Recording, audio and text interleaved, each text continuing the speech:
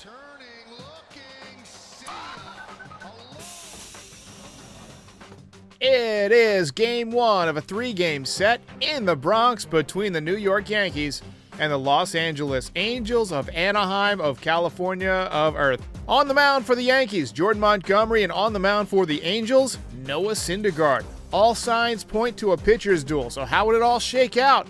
My recap, your reactions, next. This is Yankees Game Night.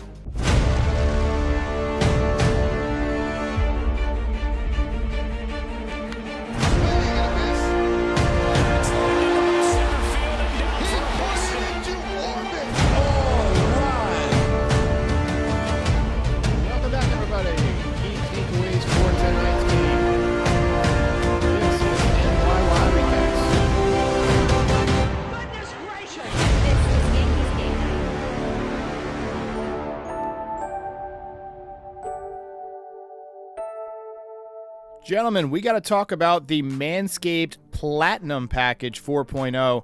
It is the one-stop shop for the man who deserves it all, and it comes with a whole bunch of stuff. You got the Lawnmower 4.0 trimmer. You guys know all about that. The Weed Whacker ear and nose hair trimmer.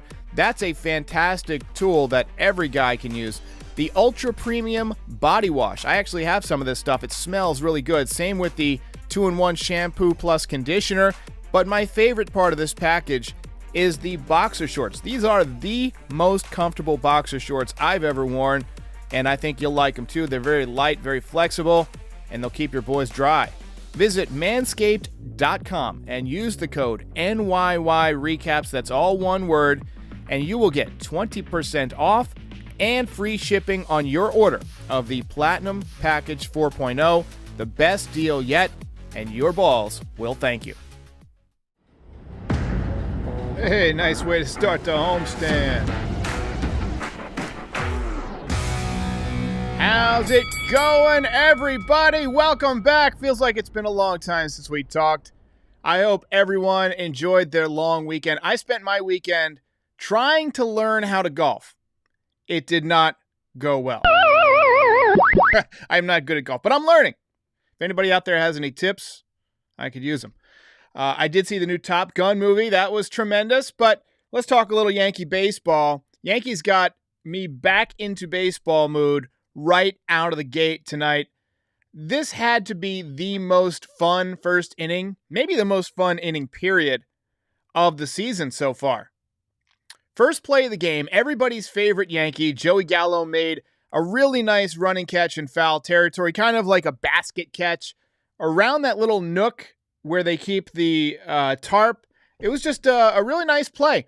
And then the very next play of the game, Ohtani crushed one to center field, and Judge went over the wall to bring it back, saving a run. What a nice catch. There, Judge. Pay him. Pay that man his money. Pay him. The man they call Thor, Noah Syndergaard, was on the mound tonight for the Angels, and he was without his powers. Third batter of the game was Anthony Rizzo, and he scalded one into the right field gap. Mike Trout laid out but could not reel it in. First run of the game for the Yankees. Jesse Gardner says Top Gun was stunning, and I wholeheartedly agree. Next batter was Gleyber Torres. He crushed one off the left field wall, came about 2 feet short of a home run. Home run in a lot of ballparks. He continues to swing the bat well. Picked up a double, probably could have been a triple, but he broke into a jog because he thought it went over the fence. To his credit, he wasn't dogging it. It was just one of those ones where it looked to him from his perspective that it went over the fence because there's like that glass wall, and I know I've been there before. I know that he thought that went over the wall. But he ends up trying to turn on the afterburners, to go back to the Top Gun reference, and overslides third base, gets tagged out. They needed a review to make the call, but ultimately gets a double, gets a ribby. Miggy was down 1-2 in the count, and he picked up a 2-out base hit. And then Matt Carpenter smoked one into the right field porch to make it 4-0. It is 4. It is gone. I drink your milkshake. So nice big early lead for Jordan Montgomery, who doesn't usually get a lot of run support. Bottom two, DJ LeMahieu drilled a double into the left field corner. That made it 5-0. From there, it was Jordan Montgomery just doing work, throwing the cutter a lot more, pounding the strike zone. Just 2 hits through the first 5 innings. And then the top of the 6th, Isaiah Kiner-Falefa made a fantastic play to take away a hit from Mike Trout. Saved a run.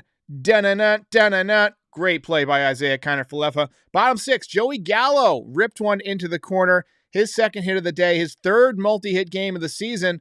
That put runners on second and third. More on that in a second, because I may have turned Joey Gallo around today, like I turned Tyler Wade around last year by calling him out. The Angels brought the infield in for DJ LeMahieu, and he ripped one right at the second baseman. There was a play at home plate, and Jose Trevino did his best Baryshnikov dance to avoid the tag. That made it 6-0. Sac fly from Judge made it 7-0. Top 7, Angels finally get on the board with a solo home run, and Monty was done after 7. Final line, 4 hits, 1 run, 1 earned run, 1 walk, 4 strikeouts. Great job by Jordan Montgomery. More of that, please. ERA sits at 3.04, and the first win of the season for Jordan Montgomery, finally.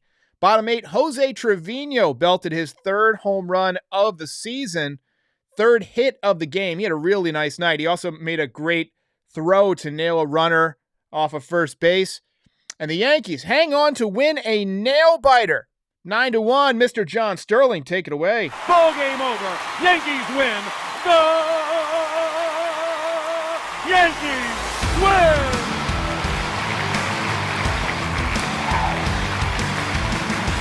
More of that, please.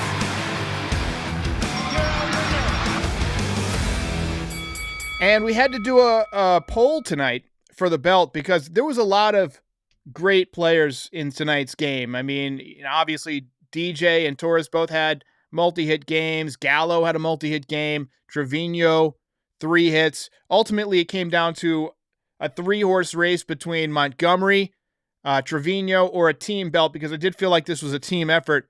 But there can only be one tonight. Jordan Montgomery. Let's go. Belt winner. Tony, starting the night off right, says you can learn to golf from Hicks. He'll be given lessons I soon. hardly agree. Well done. Prince Boss says, I was at this game. It was electric. That was something that I noticed from the very start. The team came out with a lot of energy today, right? I mean, they looked like they were kind of dragging those last couple of games in Tampa Bay. The offense was kind of dead. And you always look like you're kind of flat when the offense doesn't hit. But they had a day off on Memorial Day, which in itself is unusual, but it was in New York, so that you got to be at home. Shit falling off my wall. You got to be at home with the family, have the grill, get the steaks going, get some rest, get some sleep in your own bed before this series.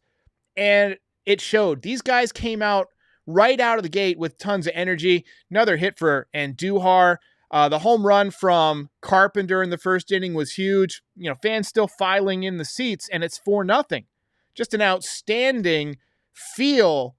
Just even coming through the television tonight. I wish I could have been in the stadium tonight. L.A. Liddy says, Gallo looking good in the 9 spot, less pressure. Oh, here we go. Gallo's been in the 9 spot for a few days.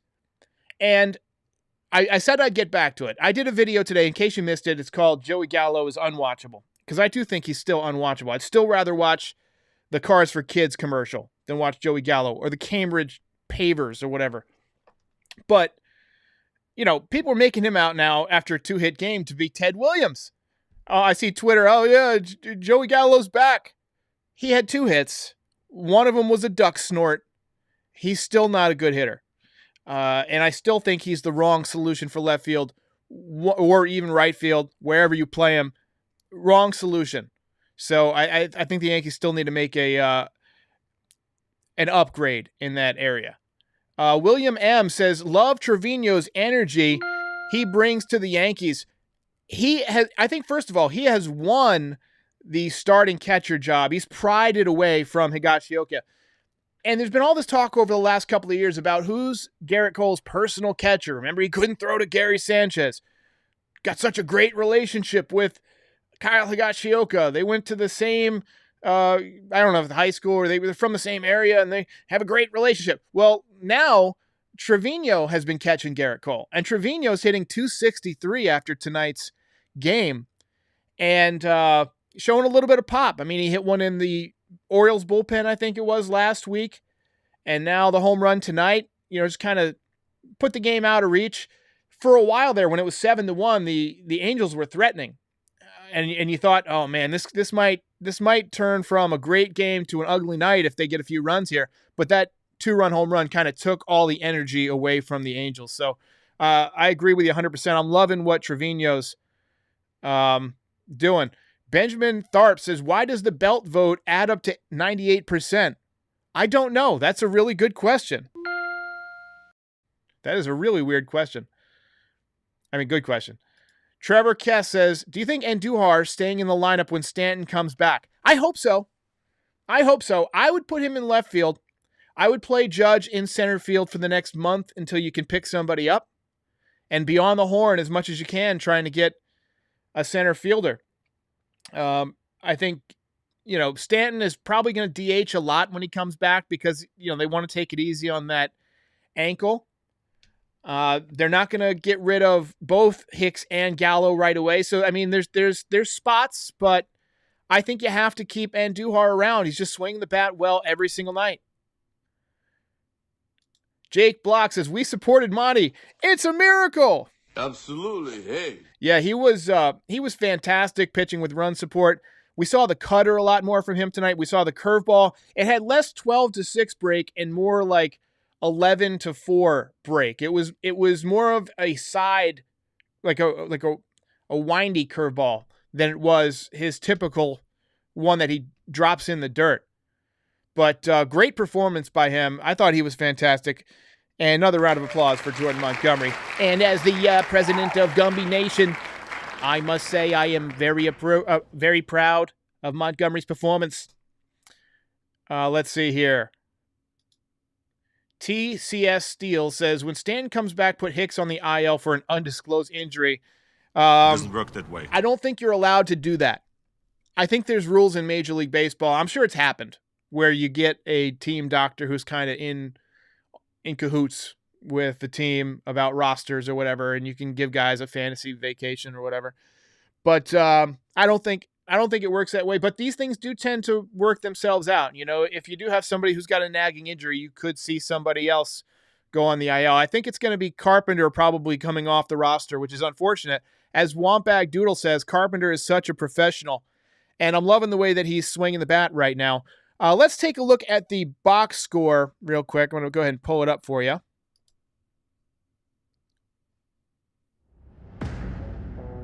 A lot of hits tonight for the Yankees. 13 hits. That's kind of unusual for them. Typically it's, 5 or 7 hits a game. So when they break out like this, it's a ton of fun. DJ LeMahieu multi-hit game, 2 for 4. He's up to 256. He was scuffling a little bit. Judge took the collar, but had the sacrifice fly, and he took a home run back. I'll take it. OPS still over 1,000. Still the MVP in my opinion. Anthony Rizzo, 1 for 4 with a ribby tonight. He's only hitting 214. That OPS continues to slide downward under 800, but big double tonight.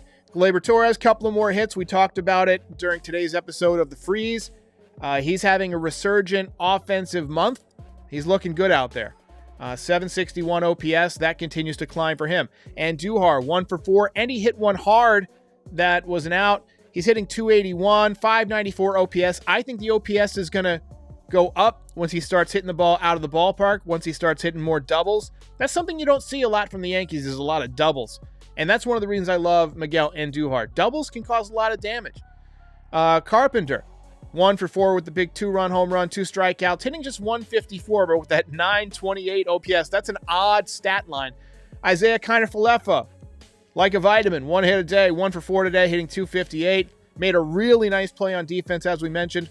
3 for 4 from Trevino with 2 RBIs. Probably could have got the belt. See the OPS creeping up for him, over 700 now. And Gallo, 2 for 3, finally brings his OPS over 600. Let's take a look at the pitching. Jordan Montgomery, 7 innings, as we mentioned, of really sharp baseball. Miguel Castro came in, ran into a little bit of trouble, but got out of it. And then McKay came in, his second big league appearance, I think, and he had some issues with command, not uncommon for young kids, but ultimately he slammed the door against Andrew Velasquez, former Yankee. So, really good night for the Yankees.